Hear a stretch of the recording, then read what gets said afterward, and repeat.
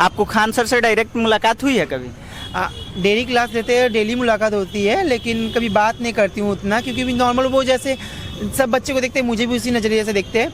मैं बात उसी दिन करूँगा उनसे पर्सनली जाके, जब मैं पर्सनली क्या, मैं उनके पास जाके या क्लास में आके जब मैं वर्दी पहन लूँ तब। मैं क्लास 10 क्लास कंप्लीट की थी, क्लास 10। देन मैं वहाँ पर ही गई थी जॉब के लिए अप्लाई करने, तो वहाँ से मुझे रिजेक्ट कर दिया गया।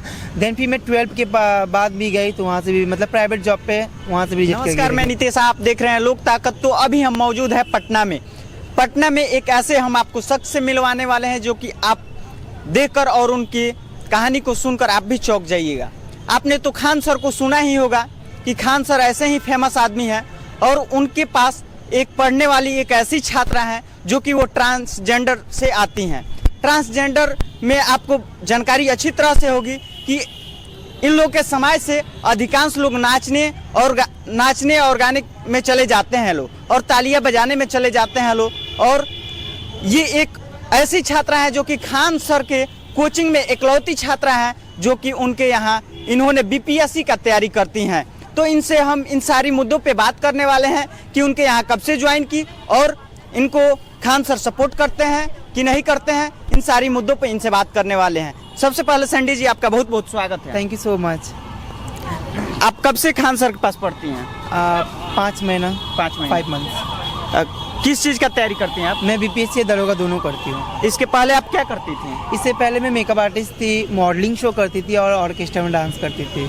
अच्छा, जब आप ऑर्केस्ट्रा में डांस करती थी तो आपको पैसा मिलता होगा जरूर। और पैसा छोड़कर कहीं ना कहीं पैसा के लिए ही सब कुछ आदमी करता है। पैसा का लालच छोड़कर आपने पढ़ाई में फिर कैसे आ गई?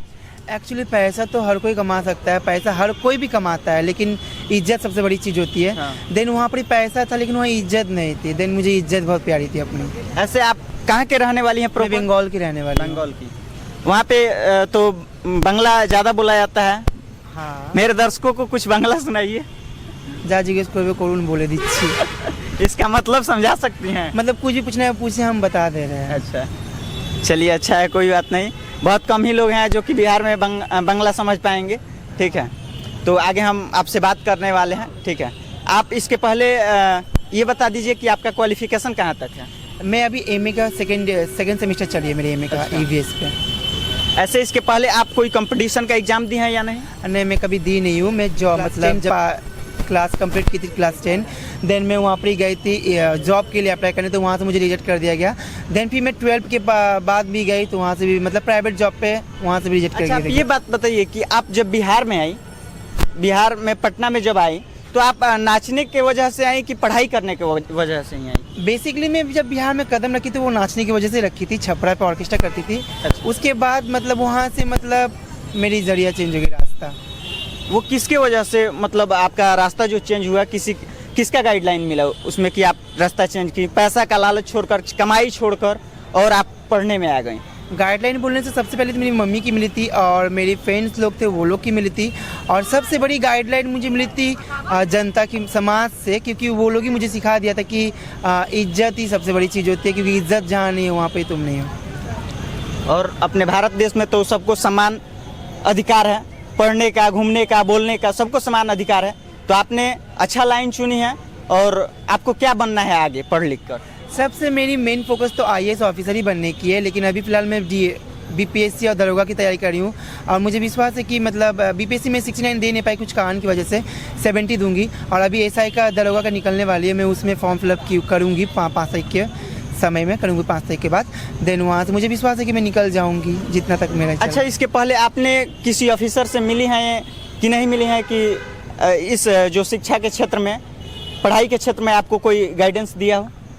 इससे पहले मैं किसी से मिली नहीं हूँ, क्योंकि नहीं, मैं अपनी सेल्फ स्टडी करके हमेशा पढ़ती थी, हमेशा सेल्फ स्टडी करके मैं निकलती थी। अच्छा, ऐसा खान सर कहते हैं कि जो गरीब छात्र हैं, कमज़ोर छात्र हैं पढ़ने में, उनको हम अलग से सपोर्ट करेंगे, पैसा भी नहीं लगेगा और विशेष रूप से उनको ध्यान दिया जाएगा। क्या आपके साथ ऐसा कुछ हुआ है? ऑब्वियसली उनसे बहुत ही मतलब बोलने से कि उनसे बहुत अच्छी मुझे मतलब ये मिलती है, क्योंकि मुझे सब कुछ फ्री ऑफ कॉस्ट है, मेरी किताब वगैरह भी सब फ्री ऑफ कॉस्ट है, यहाँ तक कि मुझे ऑनलाइन बैच भी मेरा फ्री है। अच्छा, आपको सब कुछ फ्री मिला है पढ़ाई से रिलेटेड? Yes. ऐसा खान सर को कहा जाता है कि वो बहुत ज़्यादा मोटिवेट भी बच्चों को करते हैं। बहुत। आपको उनसे मोटिवेशनल मिला है? उनसे उनकी वीडियो देख, जब भी मैं डिमोटिवेटेड होती हूँ तब मैं उनकी वीडियो देख के मैं मोटिवेट हो जाती हूँ अपने आप को। क्योंकि उनकी जो प्रेरणा, उनकी जो दुख वाली जो बातें हैं, उनकी जो स्ट्रगल वाली जो बातें आती हैं ना, वो सुन के तब मुझे मेरी पिछली बात याद आती है। देन अपने आप ही फिर मन में हौसला आता कि नहीं, मैं भी कर सकती हूँ। आपके समाज के बहुत ही लोग हैं जो कि ऐसा नहीं सोचते हैं, कि सोचते हैं अब ये तो नहीं बता सकते हैं उनके मन की बात, लेकिन आखिर आप भी चाहती हैं कि आप भी सोचती कि हम जा रहे हैं पढ़ने के लिए, हो सकता है कि बहुत सारा लोग कमेंट करें, अलग तरह का दुर्व्यवहार करें, तो आप भी चाहती तो ऑनलाइन क्लास खरीद के पढ़ सकती थी, तो आपने क्यों ऑफलाइन ज्वाइन की? एक्चुअली मैं अगर चाहती मैं ऑनलाइन कर पाती, लेकिन मुझे उस टाइम नॉलेज नहीं थी, और देन मुझे ऑनलाइन करने में कोई इंटरेस्ट भी नहीं है, क्योंकि ऑनलाइन में आप घर बैठे ही करोगे। अब जब मैं ऑफलाइन की हूँ तो मैं सबसे मुलाकात हुई, सबसे मेरी दोस्ती परिचय हुई। ऑनलाइन में मैं किससे दोस्ती करती या आप लोग से भी मैं मुलाकात नहीं हो पाती अगर मैं ऑनलाइन करती तो। देन इसलिए मेरी मतलब किस्मत में ही थी कि मुझे ऑफलाइन ही करना था। देन मुझे बहुत अच्छा लगता है ऑफलाइन क्लास करना। ऐसे अब आप लोगों के समाज में बहुत ही लोग कुछ लोग हैं ऐसे कि जो कि आगे बढ़ रहे हैं, कुछ पढ़ लिख कर अफसर भी बन रहे हैं और कुछ नेता भी बन रहे हैं, और अपने समाज के लोगों को आप क्या संदेश देना चाहेंगे? मैं अपनी समाज के लोगों को यही संदेश देना चाहूँगी कि प्लीज़ आप मोटिवेट हो जाइए आप लोग भी, क्योंकि सरकार हमें भी बहुत सुविधा दे रहा है, हमें भी बहुत आगे बढ़ने की भी दी जा रही है सुविधाएं। प्लीज़ उसको एक्सेप्ट कर लीजिए, जैसे मैं एक्सेप्ट की हूँ, और बहुत कोई मुझे लोग कर भी रहा है। क्योंकि मेरे वीडियो वायरल होने के बाद मैं एक देखी थी, एक चैनल में देखी थी, मैं नाम नहीं ले सकती, वहाँ मैं देखी कि वो लोग भी ट्रांस को कोचिंग करवा रहे हैं। देन मुझे बहुत अच्छी लगी कि वीडियो वायरल होने के बाद सबको मोटिवेट मिली। देन आप लोग भी आगे और बढ़िए जो नहीं बढ़े हैं। आप खान सर के कोचिंग में क्या ट्रांसजेंडर में अकेले हैं कि और कोई है? यस, मैं वहाँ कोचिंग में सिर्फ इकलौती में ही हूँ ट्रांस। अच्छा, इकलौती। खान सर से डायरेक्ट मुलाकात हुई है कभी? डेली क्लास लेते हैं, डेली मुलाकात होती है, लेकिन कभी बात नहीं करती हूँ उतना, क्योंकि नॉर्मल वो जैसे सब बच्चे को देखते हैं मुझे भी उसी नज़रिए से देखते हैं।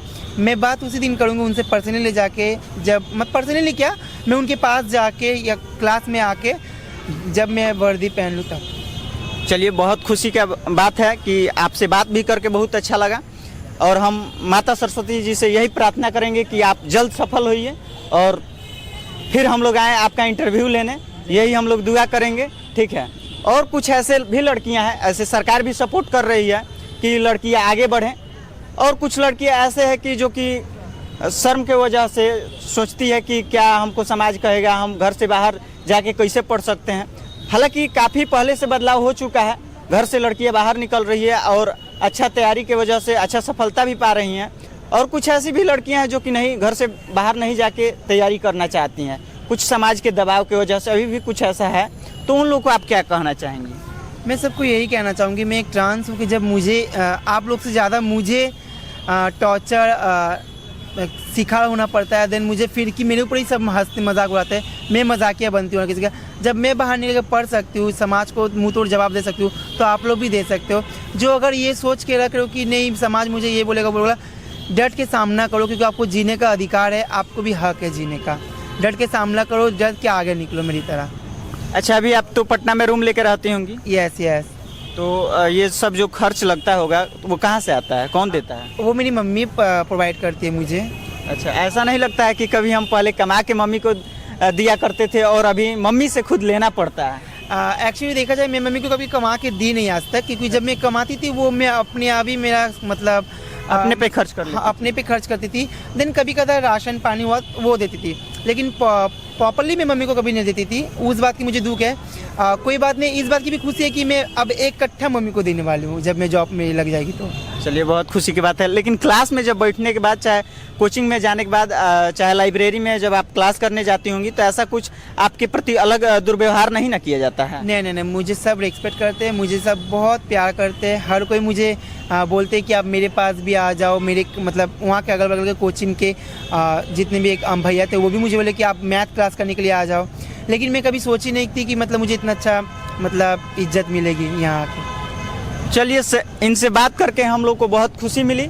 और फेसबुक जैसे सैंडी वाल्मीकि और इंस्टा आईडी है वाल्मीकि आकाश 607। प्लीज़ आप लोग जाके फॉलो शेयर लाइक जरूर करना। ठीक है, सैंटी जी को आप लोग फॉलो जरूर कीजिए और इनसे जुड़िए और इनसे मोटिवेट होइए। लो, हम यही आप लोग को संदेश देना चाहेंगे। जो भी आपकी प्रतिक्रिया हो आप अपने कमेंट बॉक्स में जरूर दे सकते हैं। तब तक के लिए इस वीडियो में इतना ही, फिर मिलते हैं नेक्स्ट वीडियो में। तब तक के लिए धन्यवाद।